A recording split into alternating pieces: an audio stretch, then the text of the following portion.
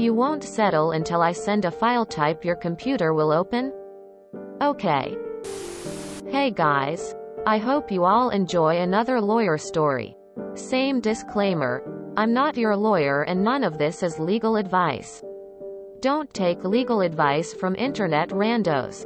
Client comes in with a seemingly simple auto collision.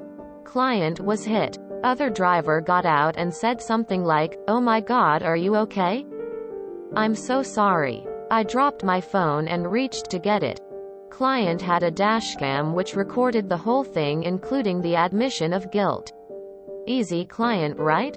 Turns out the admission was really important. Because the type of accident didn't make a determination of fault easy.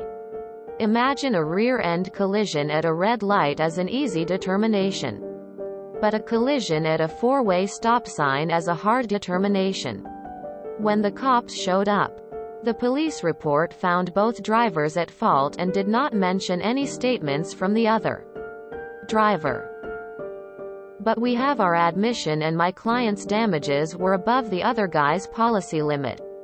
So I send a demand to the insurance company for policy limits. Note that the insurance company has an obligation to negotiate in good faith, which becomes important later. A lawyer from insurance reaches out and says, basically, look, my client says they were driving safely, and the police report says shared fault. The initial offer is like 10 grand. I replied, yeah, but my client had a dashcam and it recorded your client admitting fault. It's important to understand that this was before dashcams were common.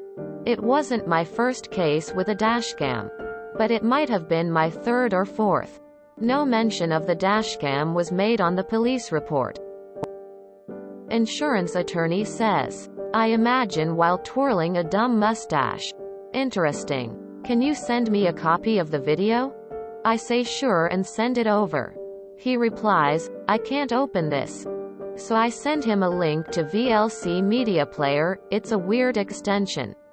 And Windows Media Player won't play it. But VLC will. Just follow the installer instructions and it should play no problem.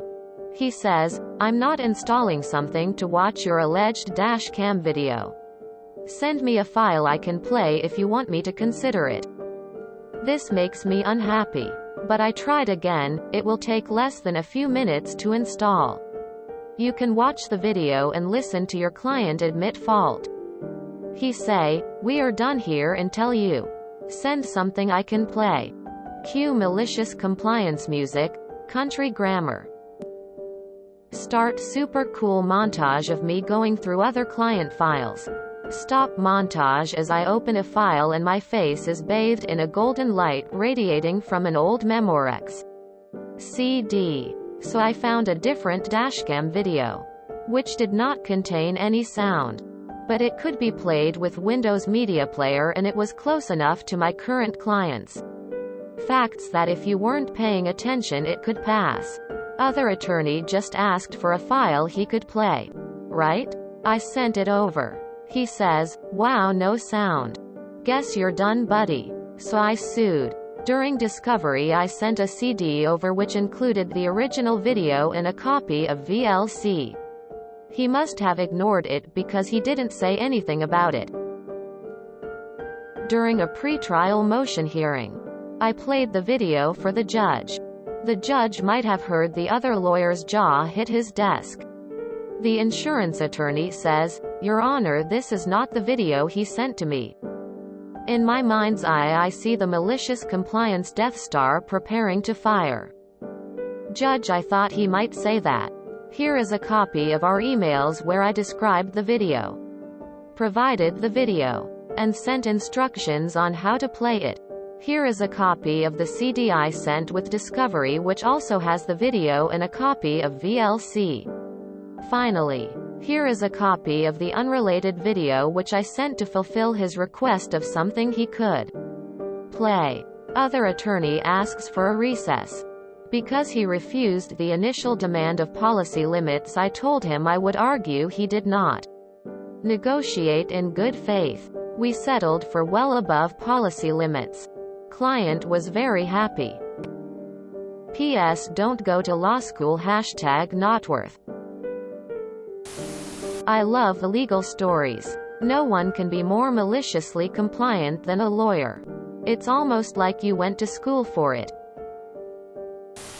Settlement. Way more than 10 grand. Malicious compliance paying off. Priceless. Wow, no sound. Guess you're done, buddy. Lol. I wonder how the insurance company responded to their lawyer. Hopefully they fired him in a format he can open. Good story, lawyering. My big takeaway is don't say anything about the circumstances if you're in an accident, cause, etc. Just make sure the other person is okay and collect your thoughts. Now in an accident, not sure I'll remember that. But it won't hurt. Especially with phones and recording much more common these days. PS Don't go to law school #not worth. Do you mean, don't be a lawyer? This is a tasty bit of MC, thank you. Good faith, and not negotiating in it, is something almost any insurance company will try to avoid.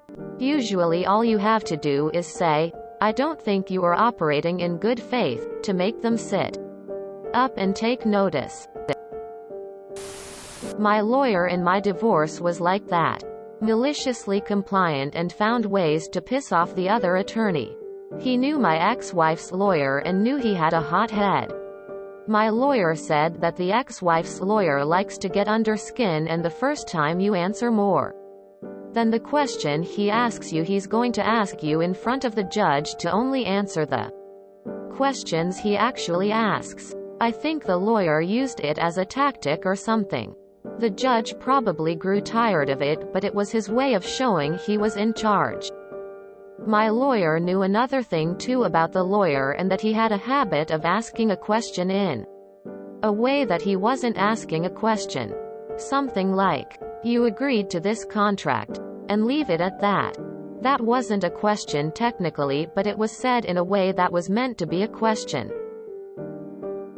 My lawyer told me that if he tried the only answer the questions I asked crap, to go ahead and not answer anything where he doesn't use an actual question.